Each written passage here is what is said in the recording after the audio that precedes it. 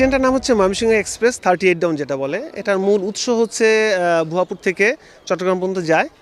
তো আমি চার্জ গ্রহণ করেছি ময়মনসিংহ থেকে। সকাল 7টা 10 এখান থেকে ট্রেন ছেড়ে যায়, যথা নিয়মে যেভাবে যাচ্ছি যাওয়ার কথা। ব্রাহ্মণবাড়িয়া পৌঁছেছি তখন প্রায় 2টার কাছাকাছি। তখন মাল লোডিং আলোডিং শেষ করে যথাসময়ে 2টা 10 মিনিটে আমি ব্রাহ্মণবাড়িয়া স্টেশনটা ছেড়ে আখাউড়ার দিকে যাই।